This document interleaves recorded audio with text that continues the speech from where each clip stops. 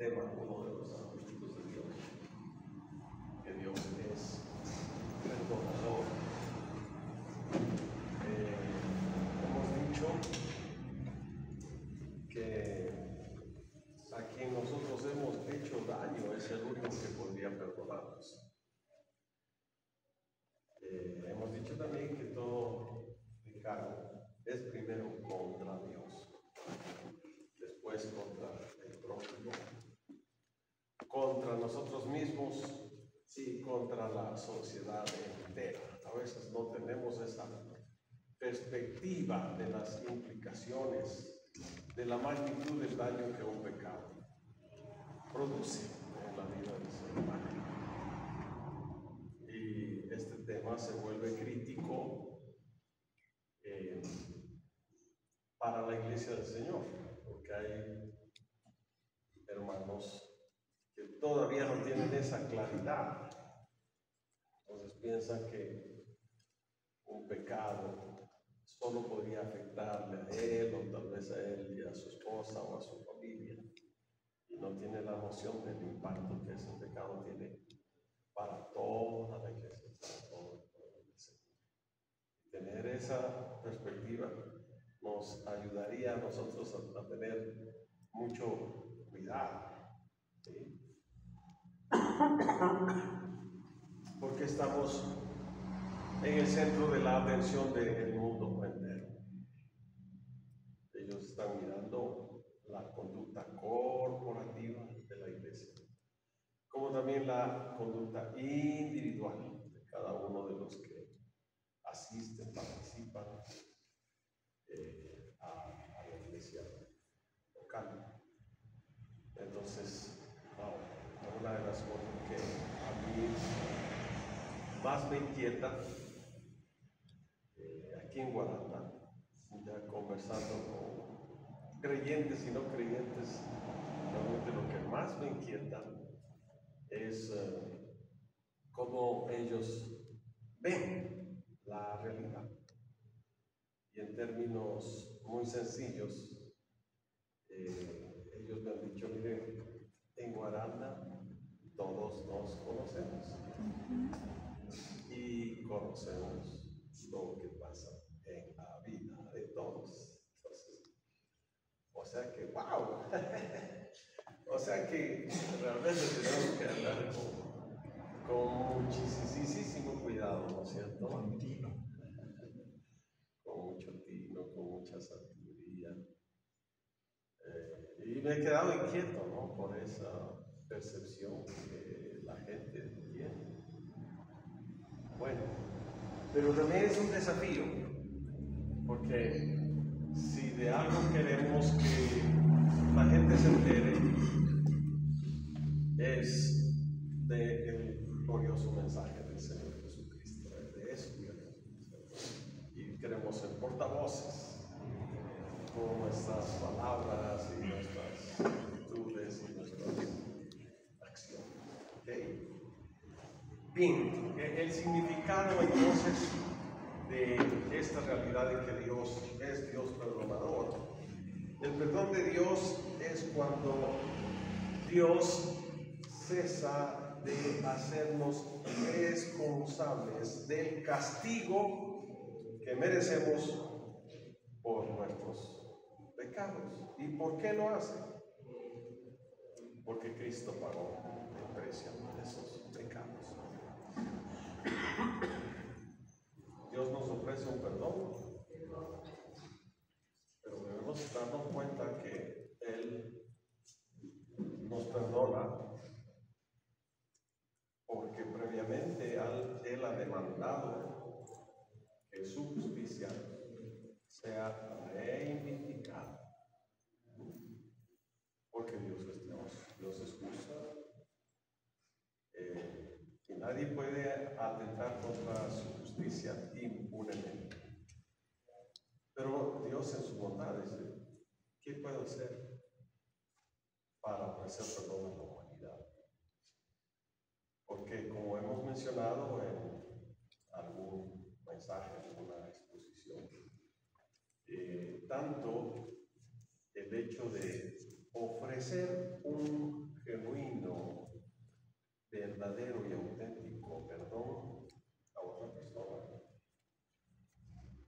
es costosísimo.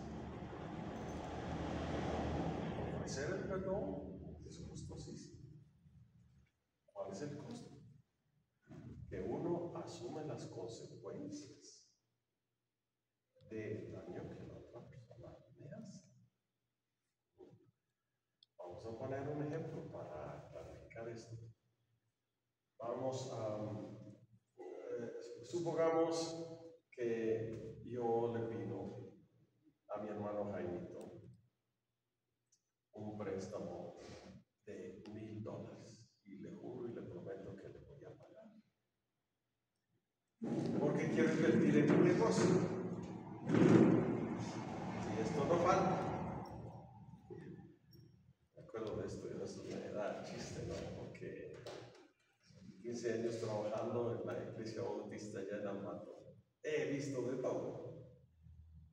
Y entonces los hermanos piensan que el pastor tiene la capacidad de arreglarle todos los problemas, aún financieros.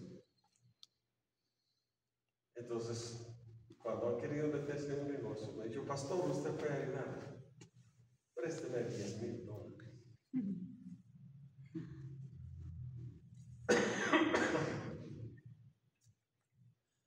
Bueno, déjenme eso.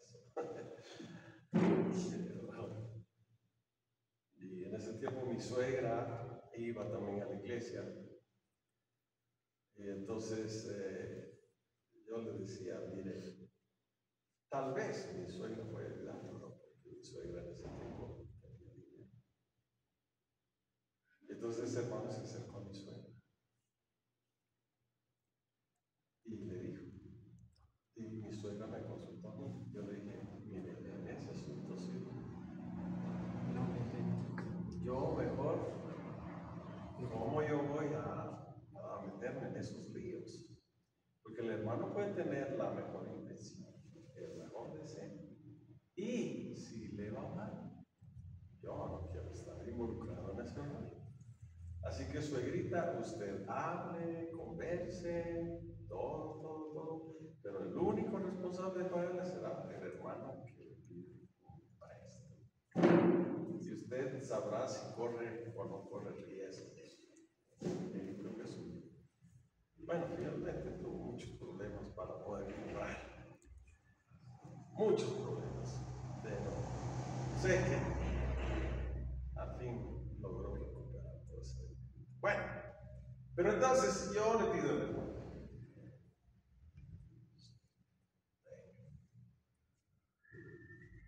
Y resulta que el negocio en el que iba a invertir, mamá, y ahora, ya.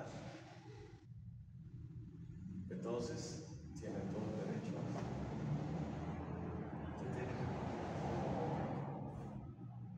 Pero usted prometió sí, pero por más tiempo. Bueno, toda la argumentación. El punto crítico. Hermano, yo no puedo pagar. Perdón.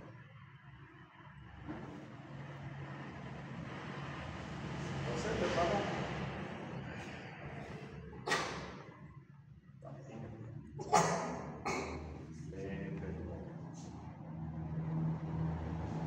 pero el que diga le perdono, quiere decir que el que sufre la pérdida es él. ¿Sí o no? Él tiene ya un perjuicio. Porque hay una diferencia entre perjuicio y prejuicio. ¿Sí? Hay un perjuicio. Y entonces él tiene que lidiar con las consecuencias de ese dinero que yo no me pago. Entonces, para él, dar un perdón es costoso, le cuesta $1,000. Porque él toma la decisión de no denunciarme, no meterme a la cárcel, no hacer nada, porque yo digo que no puedo pagar. Para él es costoso. Él paga un precio por el perdón. Es el precio del valor del beneficio que yo le hago, porque yo te pagaré. Entonces, con Dios es lo mismo. Él carga con las consecuencias. O sea, a nosotros nos libera de la condenación eterna, nos libera del castigo, nos libera de la muerte, pero Él carga sobre sus hombros con el costo. ¿Cómo lo hace? El Señor Jesucristo dice: yo voy a pagar la deuda que no. ¿Cuál es la deuda? Bueno, sí, ahora me está entendiendo cómo es la cosa. El perdón no es así de sencillo, no es así como la gente en su ignorancia, no, ya, perdóname, ya, eso. Bueno, ni siquiera se da cuenta que para esa persona le estamos exigiendo que pague el precio de la maldad. Cuando Dios es perdonador, nosotros entendemos que Él asume sobre sus hombros el costo del perjuicio que hemos hecho a su justicia por nuestros pecados. ¿Y cómo Él afronta eso? Él es justo y tiene que reclamar ese pago. Y el Señor Jesucristo ha dicho: yo pago la deuda. Y por eso Él tuvo que morir. Y por eso Jesucristo es el único camino. No hay otra manera. Entonces, el ofrecer perdón es muy costoso. Porque quien perdona asume el perjuicio que la maldad o el incumplimiento o lo que ha hecho de malo la otra persona a quien yo le perdono. ¿Cómo explicamos esto? La sangre de Jesucristo derramada en la cruz permite a Dios, por amor, perdonar los pecados sin menoscabo de su santidad y de su justicia. No queda afectada su santidad y su justicia. ¿Por qué? Porque el pago que Él exige se realiza. Entonces se cumple la justicia de Dios. Porque si no hubiera cumplimiento de la justicia, nunca puede haber paz. Sin justicia nunca puede haber paz. Jamás. Hay un pago que hay que hacer para reivindicar lo que es justo, lo que es recto, lo que es santo. Y Dios dice: yo voy a pagar. Y como Él paga el precio, entonces ya no me demanda a mí otro pago, porque eso ya no sería justo. ¿Sí? Una vez que se paga la deuda, ¿cómo le puedo exigir que pague más? Los chulqueros sí hacen eso, pero nosotros no estamos en ese negocio. Yo pago, yo tengo una deuda, no pago, pero paga otro. Dice todo pagado, entonces ya no se puede exigir más pago, pues para qué, porque ya está pagado. Aplicando a nuestra realidad en relación con nuestro Dios. Ahora le digo, la paga del pecado es la muerte. Cristo muere por mí y resucita por mí. El pago a mi pecado está hecho. Entonces Dios ya no viene a mí a reclamarme ese pago, porque ese pago ya ha sido hecho. Entonces el Señor tiene libertad para recibirme. El Señor ya me justifica, me declara que ya no debo nada. Y ya no debo nada porque otro pagó la deuda. Justificados pues por la fe, tenemos paz para con Dios por medio de Jesucristo nuestro Señor. Ese es el glorioso mensaje del Evangelio. Y la gente tiene que entender y tiene que saber que el costo que Dios paga para ofrecernos perdón es extremadamente alto. Estamos hablando de la muerte de su hijo.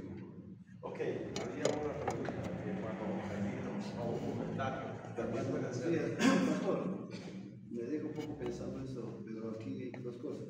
¿Ya? Pero soy libre de ese pago que Dios en su justicia aclamaría de mí, porque Cristo murió por mí.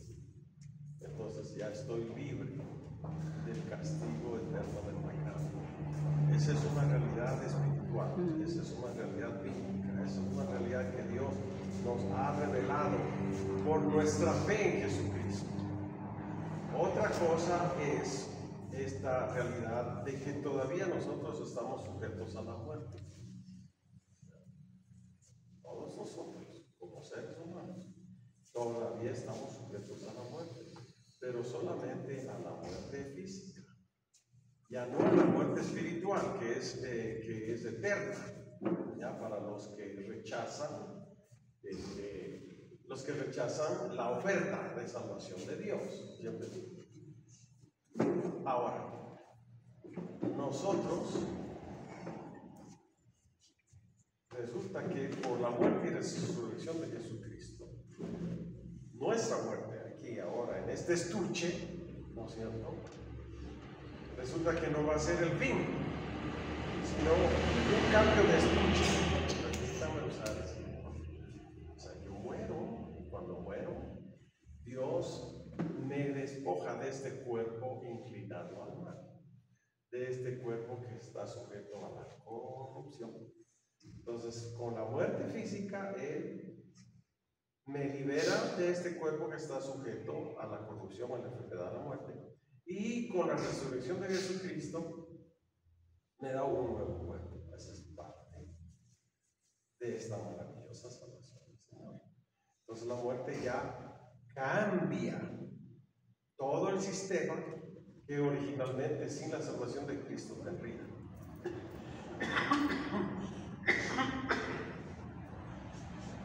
La muerte sin Cristo es una muerte sin esperanza. Porque en la resurrección de los muertos hay un infierno para los que no creen. Y ese infierno es infierno. Es un sufrimiento en todas las áreas del ser humano. También física, emocional, psicológica, todas las realidades. Pero estar apartado de Dios es una cosa extremadamente gravísima. Cuando hablamos del término infierno, debe aceptarse lo que Dios ha revelado, que significa verdaderamente infierno. Ese era el lloro y el crujir de dientes. O sea, un sufrimiento en todas las realidades del ser humano integrales. En su cuerpo, en su alma, en su espíritu, un sufrimiento. ¿Okay? Y Dios no quiere que el hombre vaya a esa eternidad de sufrimiento. Y por eso insiste en que el hombre conozca la verdad, la gracia, el perdón de Dios y sea liberado a través de lo que Cristo hizo. Pero tercer punto, y creo que en ese sentido va la pregunta de mi hermano. Nosotros sí, en nuestra ignorancia, torpeza, en nuestra, digamos, que no nos damos cuenta de lo que hacemos como cristianos, podemos otra vez, ¿no es cierto?, permitir prácticas pecaminosas. Entonces, ¿qué hace Dios? Dios nos llama la atención, usa muchos medios, se dijo, tú ya no puedes vivir sujeto al pecado, porque yo te he liberado de esa esclavitud. Tienes que salir de ahí. Te he dado mi espíritu para que tú puedas tener victoria contra las tentaciones, contra el pecado. Recursos te he dado. Pero si tú insistes en seguir acumulando pecados, recuerda, es justo la conclusión de nuestro mensaje anterior. El que destruye el templo del Señor, tú eres templo del Señor. Él dice, no va más. Entonces uno puede acelerar su propia muerte por esta actitud irresponsable. en vez de buscar la santidad, yo permito continuar acumulando pecados. Entonces sepan que Dios actúa. Dios actúa. Y muchos atrevidos, vean, el Señor les ha dicho: yo no voy a ponerme a pelear contigo. Te voy a salvar así como, con las uñas, así como por el fuego. No puedes continuar así. Entonces, uno tiene que ser cuidadoso. No puede pasarse la vida siendo un cristiano desobediente, porque el Señor no quiere que eso suceda. No puede ser así. Tenemos que aprender a ser obedientes, a ser hijos obedientes. Y como hijos obedientes podemos disfrutar toda la bendición de Dios. ¿Para qué nosotros nos ponemos en esa intención de probar la gracia de Dios?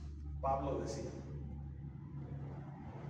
cuando el pecado abunda, la gracia sobreabunda. Correcto. Pero entonces, porque la gracia sobreabunda, ¿yo seguiré pecando? El Señor dice: no, eso no puede ser de ninguna manera. Ustedes tienen que parar con eso. Porque, escuchen bien, esto puede ser algo clarificado. Justificación sin santificación es una contradicción. La justificación es para la santificación. Las dos cosas van. Dios me ha justificado para ser santo. Dios me ha justificado para entrar en ese proceso de santificación. Y no para dejarme en el estado que me trajo aquí, sino para transformarme. Entonces, los creyentes tienen que empezar a madurar en esta perspectiva y no andar, como alguien dijo, coqueteándose con el pecado, tratando de ver qué sucede si uno vive en el filo de la navaja, ¿no es cierto? Dios es santo, pero es que a mí también el pecado me hace cosquillas, entonces voy a ver hasta dónde. ¿Cómo que está? Cuando Dios juzga los pecados de su pueblo, surge un santo temor. Y Dios ha sido muy flexible. Sí, Dios ha sido muy paciente. Dios es muy paciente. Pero cuando Él decide intervenir, marcamos calavera. Dios es muy paciente. Pero cuando Él dice no va más, es no va más. Y a veces hemos pensado, aún cuando inició la iglesia, ¿se acuerdan? Hay un caso donde Dios, al momento, Él no tuvo mucha paciencia, aunque Él es paciente. Pero aparece Ananías y Zafira, tratando de mentir a los espíritus. Y el apóstol Pablo dice: ¿qué estás tratando de hacer? Estás tratando de mentir a los espíritus. Eso no puede ser. En ese momento marcó calavera. La esposa viene atrás con el mismo cuento, también marcó calavera. Y dice entonces que la iglesia empezó a tener este santo temor de Dios. A veces como que falta eso. El Señor todavía tiene paciencia, pero dice: les estoy comunicando, les estoy diciendo. sigan así. Yo les amo, pero mi amor no es como ese abuelito, el amor del abuelito que todo lo consiente, lo consiente. El verdadero amor también es correctivo. El verdadero amor es correctivo.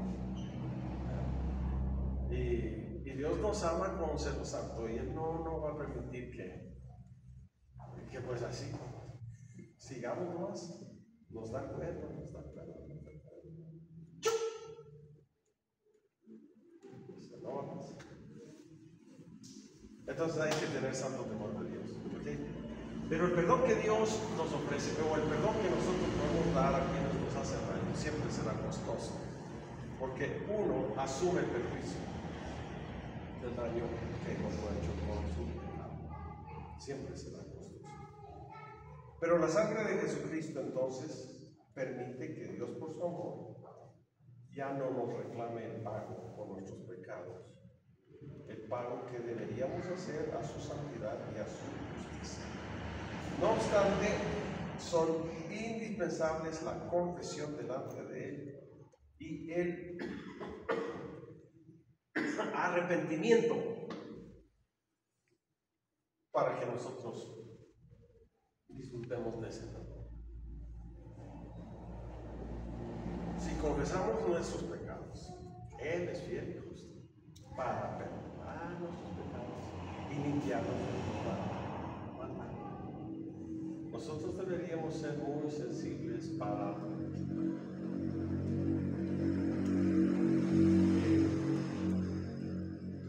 tomar conciencia de que el pecado siempre nos trae malas consecuencias. Segundo, el pecado rompe nuestra comunión con Dios. Nos quita esa libertad, porque nos llena el corazón de vergüenza y de temor y de culpa. Y cuando uno siente eso, normalmente prefiere separarse. Es ese sentimiento que tuvo Adán cuando pecó.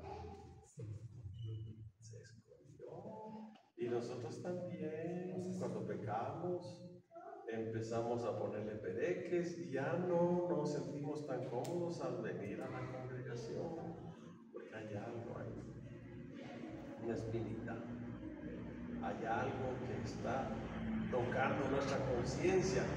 Entonces, mejor me quedo ahí afuera, ¿no? Así escondidito, porque ese sentimiento es un sentimiento que me aparta, que rompe nuestra comunión con Dios. Y eso, digamos, en términos de cualquier relación. Por ejemplo, un esposo infiel normalmente empieza a rechazar a su esposa, no la quiere ver, ya no se siente cómodo, porque hay algo ahí que está molestando y la esposa. ¿Qué pasa? Antes tenía la libertad, que hola mijita, que esto, que lo otro, y ahora como que. ¿Sí? Aquí está pasando algo.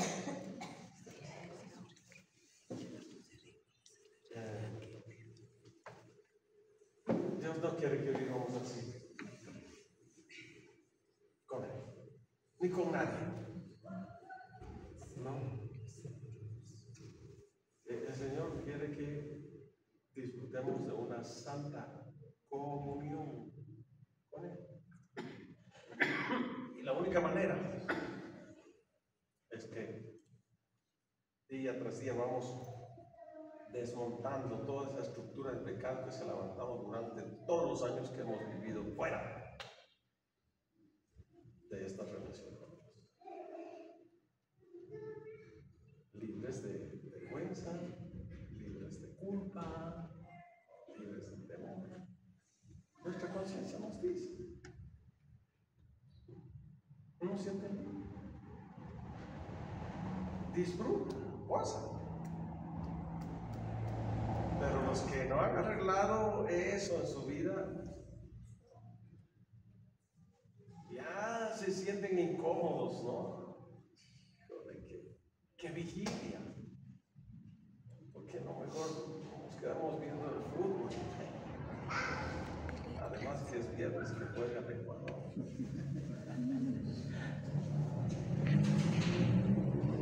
Que vamos al culto.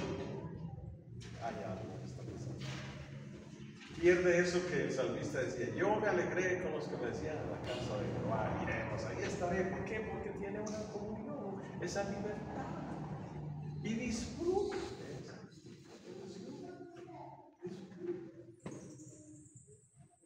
En el campo humano, ¿no? Cuando estamos bien con nuestro cónyuge, tomamos de la mano, la abrazamos, reímos, gozamos, la pasamos chévere. Pero cuando hay un pecado que se introduce ahí, la cosa se vuelve, el hombre se vuelve arisco, la mujer también. Muy bien, pero estamos ahondando en esto, de la pregunta que el hermano dijo. No nos pongamos a probar si realmente Dios tiene la capacidad de corregirnos. No nos pongamos en ese juego, porque de pronto puede sobrevenir una justa disciplina. Sepa cuando Dios decide disciplinarnos, es cosa dura. Allí usted puede conocer que Dios también es severo. La severidad de Dios. Se conoce la severidad de Dios.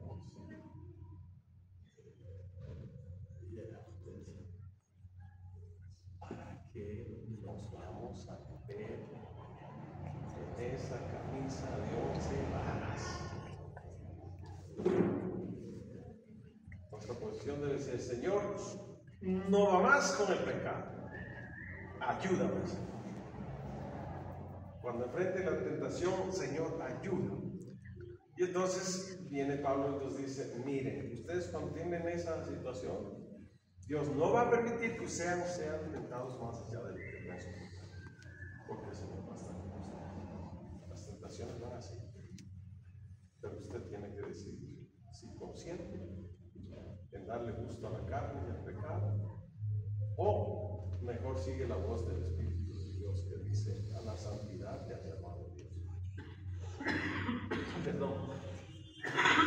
Perdón, mi hermano, diga. Sí.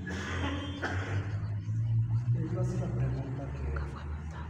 Disculpe, Pastor Pablito. Sí, en realidad, como dijo este gran profeta Isaías, es el pecado de ustedes que ha hecho que Dios se aleje. La razón de nuestra ruptura con Dios es el pecado.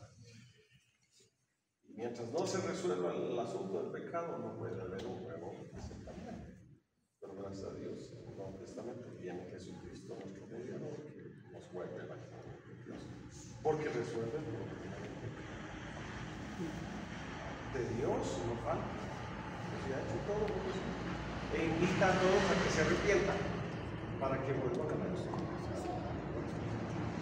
Entonces, digamos, ese es lo general. Lo específico viene con estos asuntos que, por causa de la ignorancia, la gente ha introducido tradiciones, estas cosas de los hombres, que en vez de acercarles a Dios, a lo mejor tienen la intención, pero no logran, porque están haciendo todo lo contrario. La idolatría, ¿qué hace? Le hace más ciego a la persona, le hace más ciego. Piensa que está bien cuando no saben que realmente está mal. Porque si hay algo que Dios aborrece, es la idolatría. Entonces, lamentablemente, hay muchas personas que siguen esas tradiciones sin hacer un análisis de si está bien o está mal. Solo cuando nosotros demostramos la Sagrada Escritura, ellos entonces ponen en tela de juicio esas tradiciones. Y si Dios les da la luz, salen, abandonan y se vuelven al Dios verdadero. Les preguntaba, pastor, porque Eso viene la prohibición para los que todavía están solteros, de los creyentes, que no se vayan a unir en tipo desigual, porque no hay comunión entre la luz. No puede existir. Porque el uno tiene una manera de ver las cosas de la vida, una perspectiva, y el otro tiene una manera muy distinta. ahora más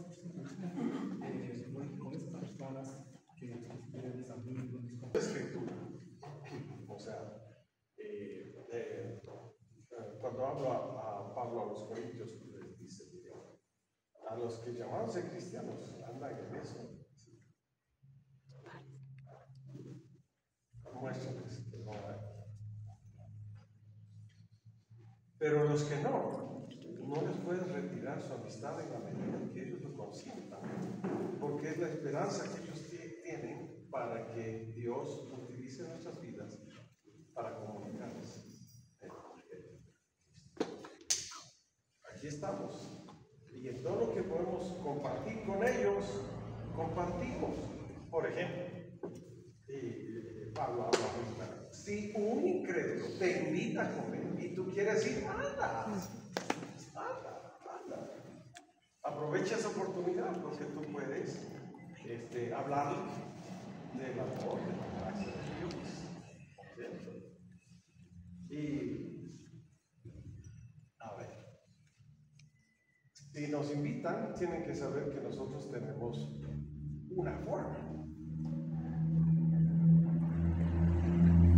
Vamos a ponerlo en casos muy prácticos. A mí me han invitado. Venga. Muchas gracias.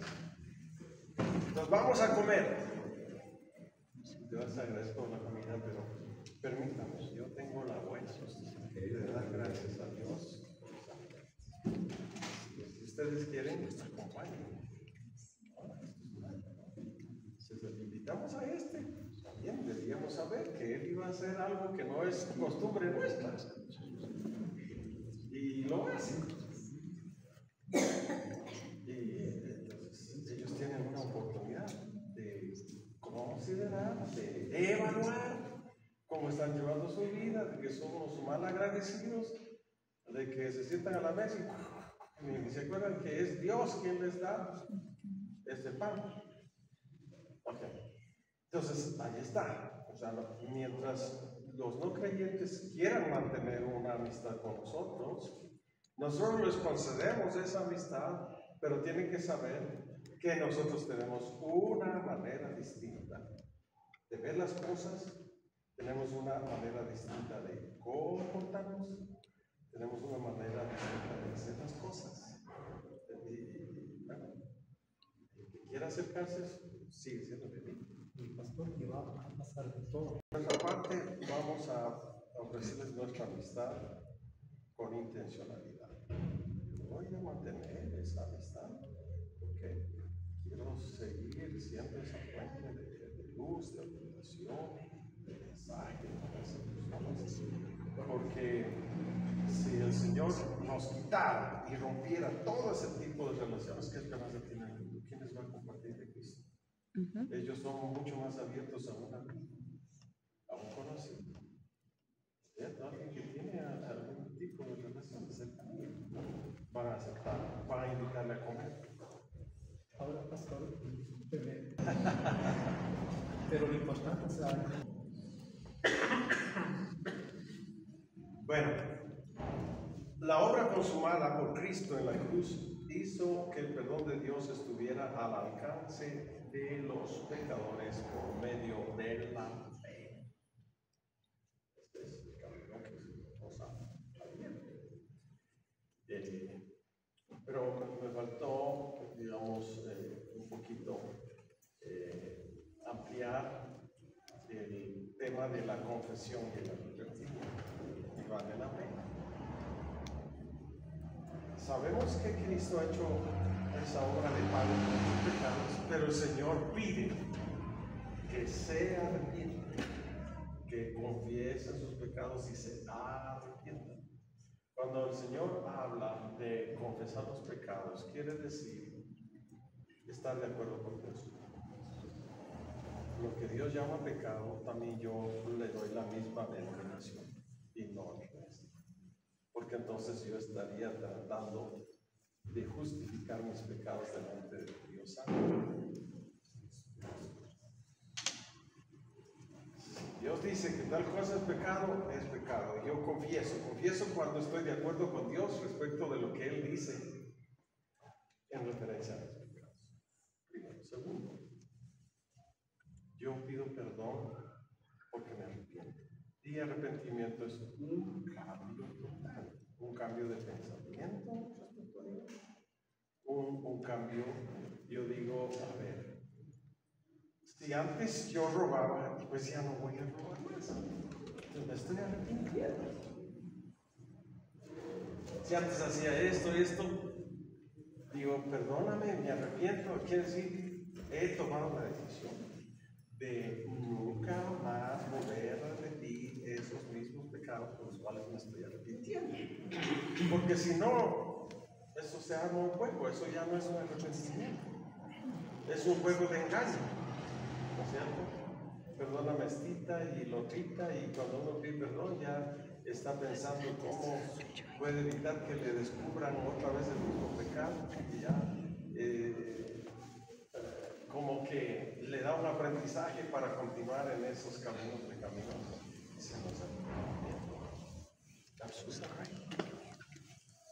Y Dios sabe qué hay en nuestra mente, en nuestro corazón, cuando nos acercamos a pedir perdón. Él sabe si ese arrepentimiento es o no genuino. Si es genuino, el Señor lo hace. Pero si no, olvídese. ¿Cómo así? Y hemos dicho cuáles son las características de un arrepentimiento honesto. Uno, que verdaderamente tenemos la capacidad de percibir la gravedad del daño que nuestro pecado ha producido. Segundo, que verdaderamente hay una decisión de no volver por esos caminos. Tercero, que somos capaces de pasar ese momento duro de humillarnos, porque cuando uno tiene un arrepentimiento sincero, se humilla delante de Dios. Por eso Jesús contó esta parábola del fariseo y el cobrador de impuestos. El fariseo se consideraba un dechado de perfección religiosa. Y fíjense, te doy gracias, Señor, porque no soy como ese sinvergüenza. Dios no se conoce actitud orgullosa. Pero ¿qué hacía el fariseo? No conciencia. Señor, soy un miserable. O sea, realmente soy. ¡Qué vergüenza! Ten piedad de mí, Señor. Ten piedad de mí. O sea, tú puedes, si quieres, me puedes destruir, pero ten misericordia. El auténtico arrepentimiento, un sentimiento real de dolor por lo que hemos hecho. Segundo, una confesión honesta. Tercero, la decisión de no volver por los mismos caminos. Cuarto, a veces eso no se incluye y probablemente es lo más duro, lo más difícil. Si me arrepiento, debo preguntarme cómo puedo restituir el mal que yo he provocado a un hermano o a otra persona. ¿Recuerdan cuando Jesús fue a la casa de Zaqueo a comer? La historia de Zaqueo dijo: Señor, voy a hacer algo. Yo voy a devolver la mitad de lo que tengo, lo voy a dar a los pobres. Y si he defraudado en algo, lo voy a devolver cuadriplicado. El Señor dijo: hoy ha llegado la salvación a esta casa. Este hombre se da cuenta, se arrepiente y hace algo concreto para restituir. Entonces, ahí están. A veces nosotros como que somos muy superficiales en las cosas. Y cuando somos superficiales y no tocamos el fondo, como que no estamos muy dispuestos realmente a cambiar. Pero cuando vamos al fondo de las cosas y cuando vemos las tremendas implicaciones de nuestras faltas, ay, decimos, Señor, qué bruto, ¿cómo es que yo no pensé en todo esto? ¿Cómo es que no me di cuenta? Bien, el tiempo se nos fue. El Señor es perdonador, ciertamente, pero ha llevado, ha puesto sobre los hombros de Jesucristo el costo que hay que pagar por ese generoso perdón del Señor. Termino por esto. Dios había podido perdonarnos por un defecto, ¿sí o no? Dios es soberano. Él podría haberlo perdonado por un defecto. ¿Podría haberlo hecho? ¿Sí o no?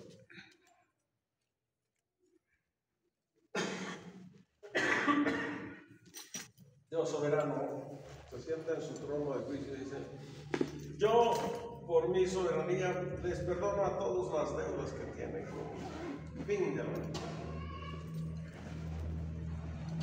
¿Podría haber hecho esto? Yo diría haber hecho sí. Si él hubiera hecho eso, se hubiera puesto ante la devoción su justicia, su sangre. Hay una palabra que se usa en el lenguaje jurídico cuando a una persona no se le exige el justo pago por sus pecados. Eso se llama impunidad. Atentar contra la justicia, y aquí no ha pasado nada. Eso no existe. Bueno, existe en las personas. Hay muchos sinvergüenzas corruptos en todos los ámbitos que parece que están, que no se han pedido cuentas. Eso se llama impunidad. Atentar contra la justicia sin consecuencias, eso es impunidad. Dios no está en esa negocio. Eso es justicia. Y él no podía haber hecho eso porque no había vindicación de su justicia. Por eso, el único camino es Cristo, porque Él murió pagando el precio de nuestros pecados. Esa es la razón por la cual no hay ningún otro camino. Ni religiones, ni buenas obras, ni buenas intenciones, ni esto, ni juramentos, nada.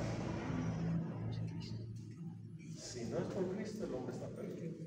Señor, gracias por esto.